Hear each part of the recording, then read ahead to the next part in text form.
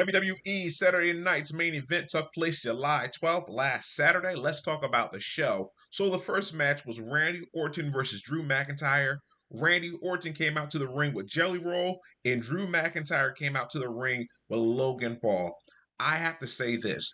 I think the entrances for Drew and Orton, I think it was maybe 7 minutes or 8 minutes. I kid you not, it felt like the entrances just took a long time. And the actual match was 8 minutes on 26 seconds. So I'm like, why are we having these slow entrances? I don't know. I just didn't get that, especially Randy Orton. It just took him forever to get in the ring. So, like, from this match, I wanted the guys to have more time because Drew and Randy Orton, they are just great wrestlers and they're two of the best workers in the game today. So I don't understand why they spent a long time on the entrances. So anyway, these guys can go Orton and Drew McIntyre, and the finish of this match, um, Logan Paul, he distracted Randy Orton, and then Drew McIntyre was able to hit the Claymore. And then at the last second, Orton got his leg on the bottom rope, and Jelly Roll he confronted Logan Paul, and for some reason Drew McIntyre he turned his back on Randy Orton, and he was looking at what Jelly Roll was doing and trying to call Jelly Roll out and all that kind of stuff. For maybe it felt like maybe for like 30 seconds, 40 seconds. I'm like, come on, man, are you serious? And then after that, I guess Drew McIntyre he realized that his opponent Randy Orton was still in the ring, so he turned around, and when Drew McIntyre turned around, Randy Orton hit him with the RKO, and he got the 1, 2, 3. So I like both guys. It was actually some good action, but it was just too short of a match, and then also for Drew McIntyre to be distracted, with Jelly Roll confronting Logan Paul. So I wasn't really crazy about that finish, and then I feel like Drew McIntyre is losing, big match after big match.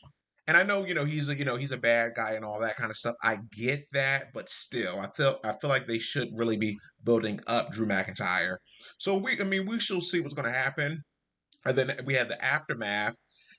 Jelly Roll was checking on Randy Orton, and then that's what happened. He was checking on Randy Orton, and then Logan Paul tried to punch Jelly Roll. Then Jelly Roll countered the punch, and he hit Randy Orton with his forearm, or maybe he just gave him a knockout punch. And then after that, Jelly Roll he checked on Randy Orton, and then Drew McIntyre hit Jelly Roll with a Claymore. So that was that. And then later on, like I think 2 segments later, Randy Orton he challenged Drew McIntyre. He challenged Drew McIntyre and Logan Paul to a tag team match. So Randy Orton is going to team with Jelly Roll at SummerSlam. That's one match that wasn't on my bingo card. So we shall see. I don't get it. I don't know. Do we need Jelly Roll and Randy Orton to team up, to take on Logan Paul and Drew McIntyre? Do we need to see that? I don't know. And I like Jelly Roll. I think I like him. I like him as an artist, but as a wrestler, I don't really want to see that. I really don't want to see it. And the fact that I don't know, I'm not really crazy about that. But we shall see. We should see how things turn out. But I don't know. I just think it's kind of not really excited about that. And then the next match was Solo versus Jimmy Uso, and this was for the U.S. Championship. This match went for a little over 10 minutes. And this was a decent match. The guys, they really worked hard. There's some back and forth. The bloodline or whatever they're called now. The new bloodline. What is it called? My Family Tree, MFT, I believe it's called. And so yeah, so anyway, they distracted Jimmy Uso, and eventually Solo rolled up.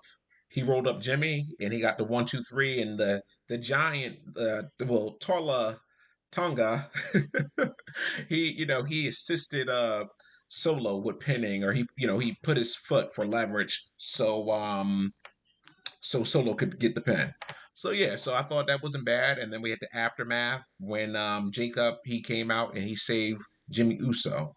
So yeah, that was that. And then after that, we had Naomi and Jade. They had a brawl, and that was a really good brawl. And Nick Aldis, as we all know, he announced that Bianca Belair would be the special guest referee in the match with Naomi and Jade at Evolution. So that was actually really good. That was a really good brawl. Well done.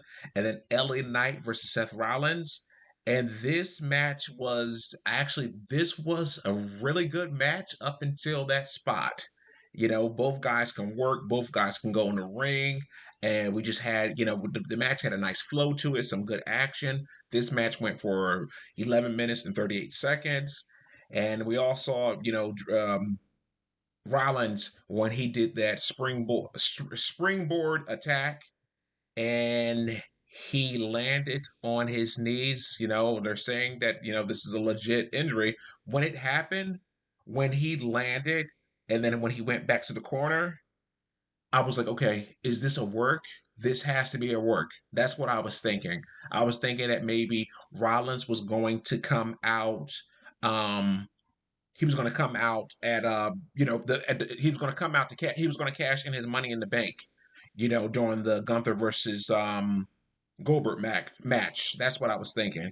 But no, this is legit apparently. And then part of me wants to think, like part of me, I'm thinking or hoping that this is a work. I want to believe that for some reason because I really, whatever. And I want to, want Rollins to cash in at SummerSlam. That would be really cool. That would be really cool.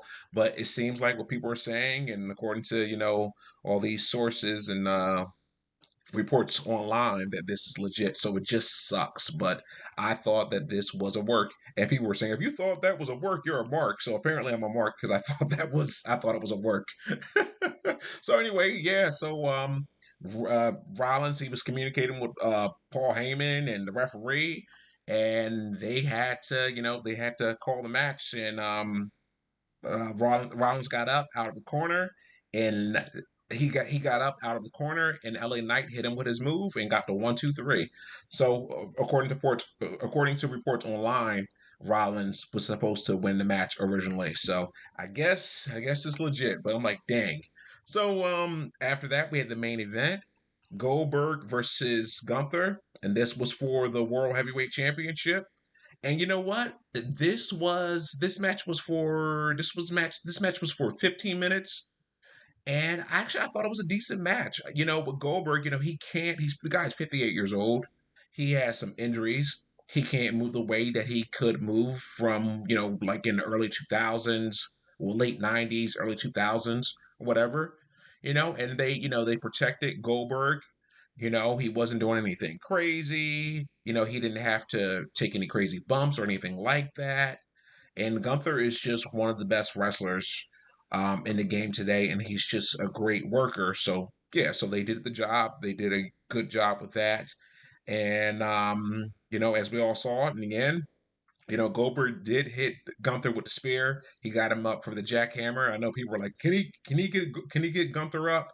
And we had that referee bump, and eventually Gunther he put Goldberg in a submission, and he made Goldberg go to sleep.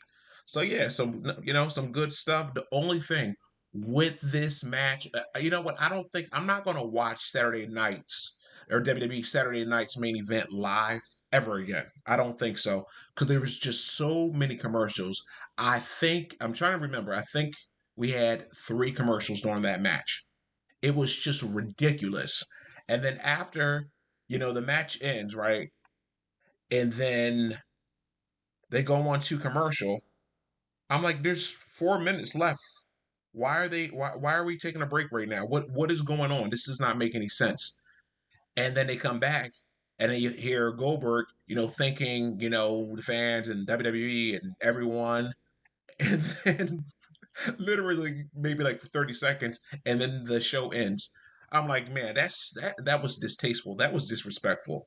And I know I heard, online, the Goldberg had an interview recently, and he was saying that he was disappointed, and he wanted his retirement match to mean more, and he wanted the match to be on a premium live event. I agree with that. I know people are saying, Goldberg is ungrateful, or he should be thankful. He's 58 years old. He should have retired a long time ago. I get what people are saying, but you can't tell someone how to feel, and this is the wrestling industry. It is a business. So he has the right to feel the way that he wants to feel. And people don't have to agree with it. They don't have to agree. They can disagree. That's fine. And I think from that interview, I think he was saying that he wanted the match should have been announced maybe back in January. Like they should have built it up. Now, taking 7 months to build a match, now I do think that's ridiculous. No, I feel like there should have been a better build. There should have been a better build. Maybe Goldberg, maybe he should have earned his title shot. I think it would have been more. But 6 or 7 months to, work, to build a match, no, that's not necessary. Maybe a month, maybe a month and a half, maybe even 2 months, because it's his retirement match. But we shall see. That's it with Goldberg, and I think the guy, like him or not, the guy has had a great career. And when I was younger, I was just really, when I would see Goldberg and his matches, how he just dominated as a kid, man, I was like, man, this guy is a beast. He is a monster. And WCW, they really built him up as a character. So you can't take that away from the guy. And the other thing people say that, Goldberg, he injured people, and we all know how, he, according to, Bret Hart, when Goldberg kicked him in a match several years ago, that messed up his career and all that kind of stuff, and he had other health conditions. It's unfortunate, but things do happen in wrestling. Other people have injured other wrestlers. It happens. It's unfortunate. You know what I mean? But yes, that was it. Please take care and have a good one.